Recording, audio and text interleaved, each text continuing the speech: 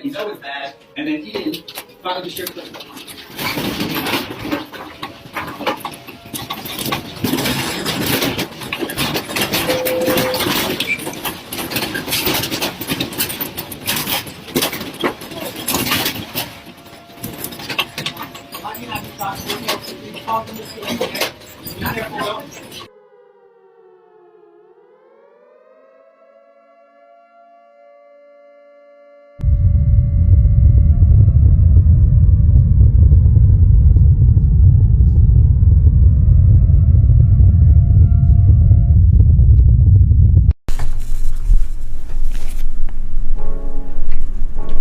Is this an earthquake?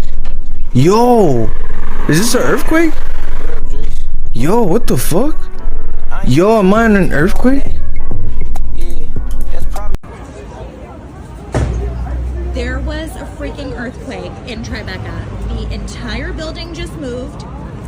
Not just ours. Everyone's outside. Earthquake.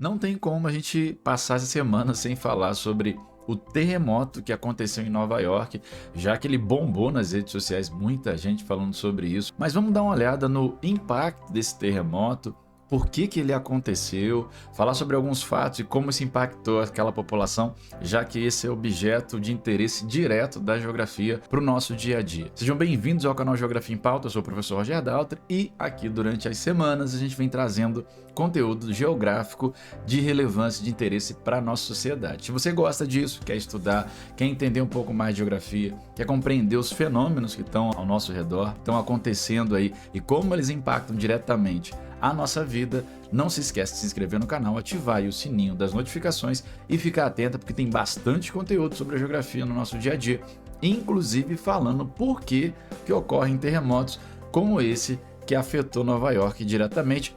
Será que teremos outros como esse? Se você quer saber, então se inscreve no canal aí que com certeza alguns dos nossos vídeos vai trazer essa explicação para você. Mas bora falar sobre isso.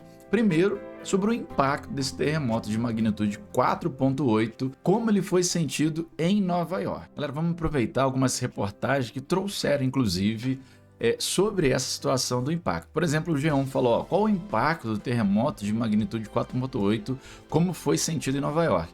Claro que é importante já em primeiro ponto dizer que isso vai depender de diferentes fatores. Mais um terremoto numa região densamente populosa e povoada como é Nova York, é claro que é capaz de ser sentido pela população e causar alguns danos. A gente até iniciou com alguns vídeos do Twitter mostrando um pouco disso, mas vamos dar uma olhada no que significa esse terremoto de 4.8 na prática.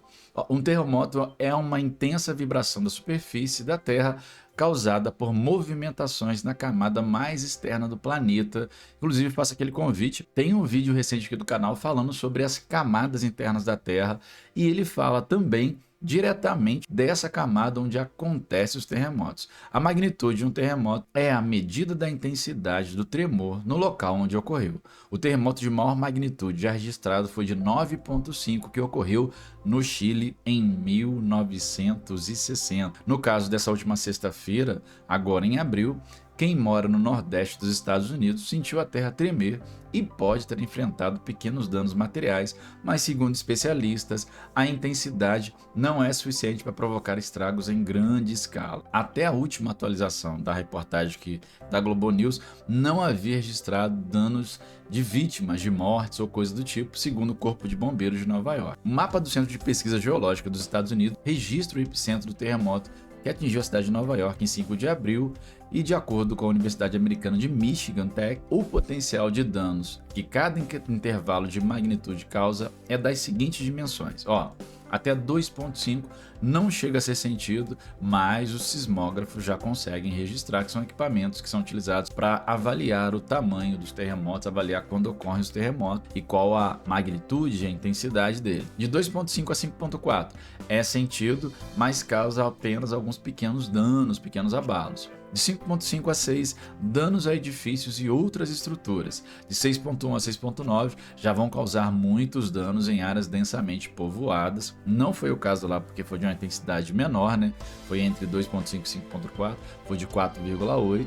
Então não causou grandes danos lá nos Estados Unidos, lá em Nova York. De 7, galera, a 7.9 já vai ser um grande tremor, com danos sérios em prédio, inclusive com destruições. A gente teve agora recente em Taiwan, inclusive, que vale a pena falar que até chegou a trazer um alerta de tsunami. Acabou-se que não se configurou, não se confirmou, na verdade, nesse tsunami, e trouxe alguns estragos. É importante falar sobre isso. Daqui a pouco eu vou trazer até vídeo falando sobre o porquê que, apesar de ter acontecido numa área tão densamente povoada como lá em Taiwan, não trouxe grandes estragos, tá? De 8 ou mais, é um terremoto mais forte ainda, que pode destruir totalmente comunidades perto do epicentro, que é onde a gente vai estar sentindo na superfície esse tremor. De acordo com o Serviço Geológico dos Estados Unidos, o SGS, na sigla em inglês, um terremoto tem uma única magnitude, mas com frequência o registro desse número é revisado pelos sismógrafos com novos dados. A escala mais conhecida é a Richter, mas na prática ela já está em desuso.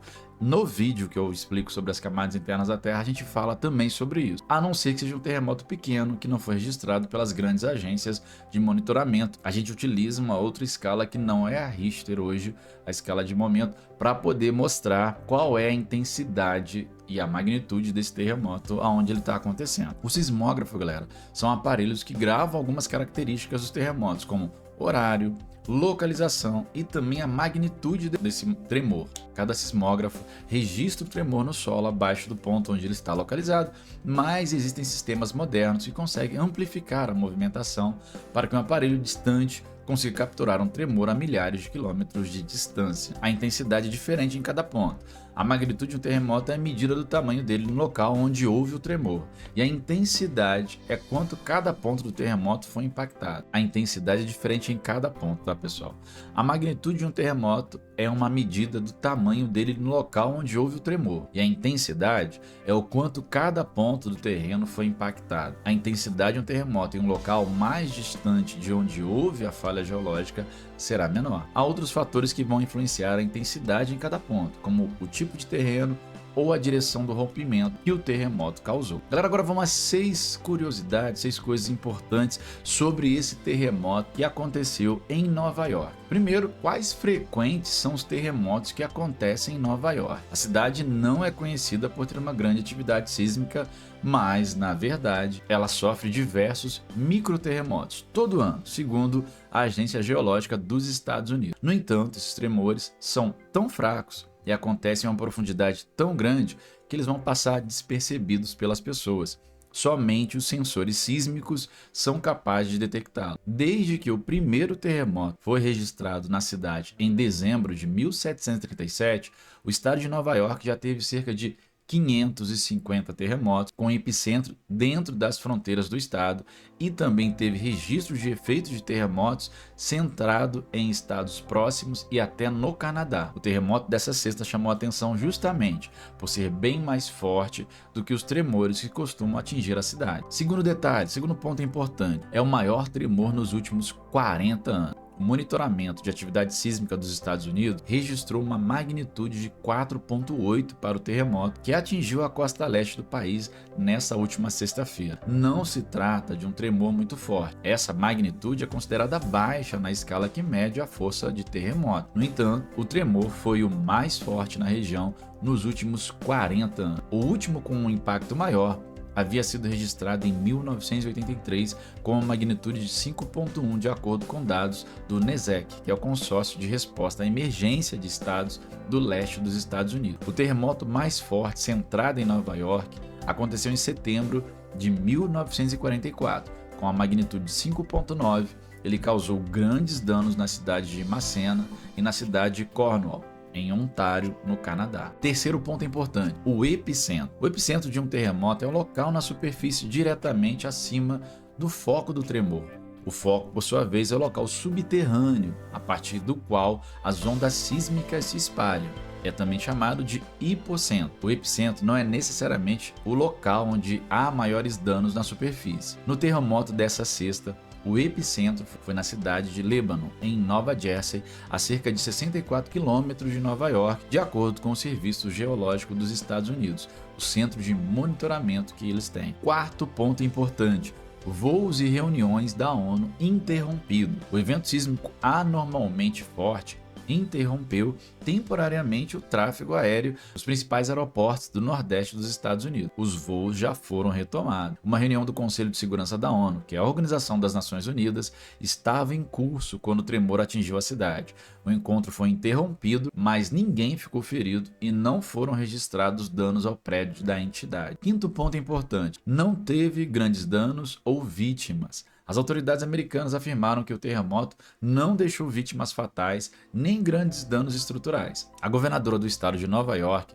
a Kathy Hochul, disse que nenhuma situação fatal ou de risco de vida foi relatada, mas que é importante que as pessoas estejam preparadas para possíveis tremores secundários, como já começou a acontecer. O presidente Joe Biden disse que entrou em contato com o governador de Nova Jersey sobre o evento sísmico e afirmou que tudo está sob controle. O Serviço Geológico dos Estados Unidos está calculando a possibilidade de tremores secundários e sua eventual força. O modelo de previsão dos Estados Unidos se baseia em milhares de dados sobre terremotos anteriores de tamanho semelhante, usando o passado para ajudá-los a prever o futuro. Os dados são inseridos numa equação matemática que depois é interpretada por sismólogos estatísticos, a SET trabalhando atualmente lá no Serviço de Monitoramento dos Estados Unidos. O sexto e último ponto, galera: sentido por 42 milhões de pessoas. Segundo a estimativa do Serviço Geológico dos Estados Unidos, o terremoto possivelmente foi sentido por 42 milhões de pessoas. Além de Nova York, o terremoto atingiu áreas densamente povoadas como a cidade de Boston e também de Filadélfia. Áreas com mais de 300 quilômetros de distância do epicentro também sentiram tremores,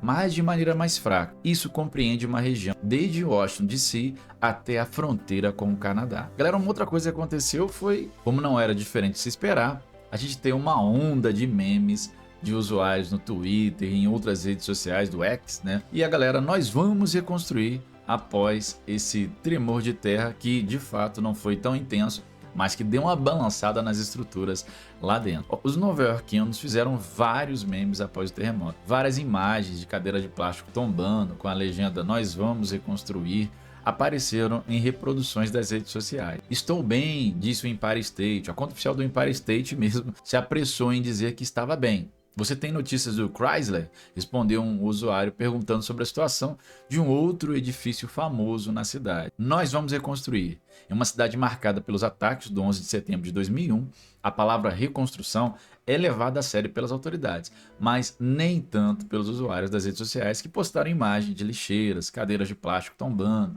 aludindo a supostos danos causados pelo tremor. A magnitude de 4.8 é, como a gente já falou aqui, baixa. É sentida, mas dificilmente causa grandes danos, por isso foi motivo de grande piada nas redes sociais. Desespero.